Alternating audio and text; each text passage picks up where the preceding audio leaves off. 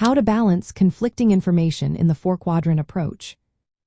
Imagine you're faced with a tough healthcare decision where different pieces of information seem to point in opposite directions.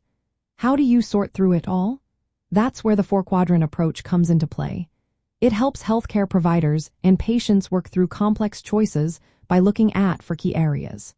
But balancing conflicting details within these areas can be tricky.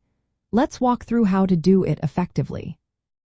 First, think about the quadrant that deals with medical indications. This is where you assess the diagnosis, treatment options, and what the prognosis looks like.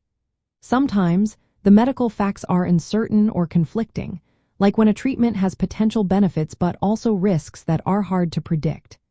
In these cases, clinicians need to use their judgment carefully and may consult specialists to clarify the facts.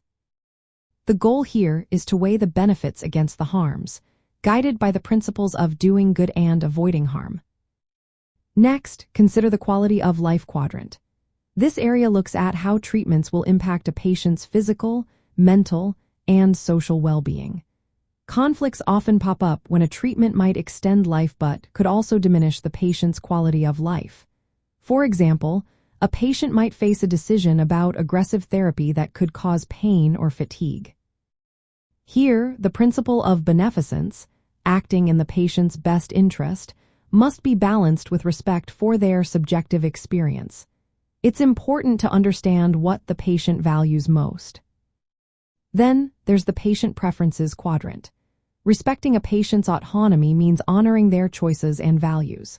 Sometimes, patients want options that doctors think aren't best for them, or they refuse treatments recommended based on clinical facts. When conflicts happen, shared decision-making becomes key. This means healthcare providers share all relevant information clearly and listen carefully to what the patient wants.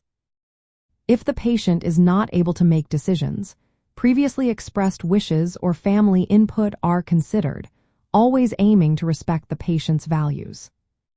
Finally, the contextual features quadrant covers social, cultural, legal, and economic factors.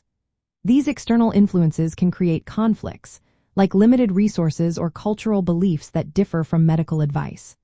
Justice, fairness in resource distribution, plays a role here.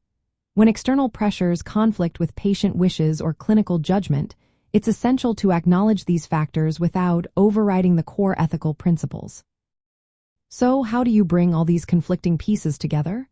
Start by systematically reviewing each quadrant. Gather all facts, values, and ethical principles involved.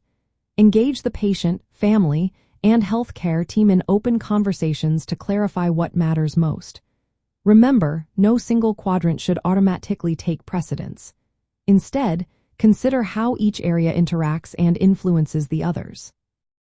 Use the core principles of beneficence, non-maleficence, autonomy, and justice as guides to weigh the options fairly. When disagreements or uncertainties remain, don't hesitate to seek ethics consultation or input from a multidisciplinary team.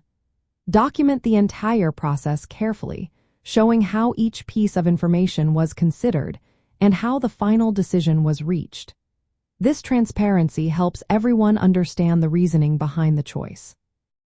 By following this approach, healthcare providers can navigate conflicting information with confidence. They can make decisions that are balanced, respectful, and grounded in ethical principles. It's about integrating facts, values, and context to arrive at the most ethically sound outcome for the patient.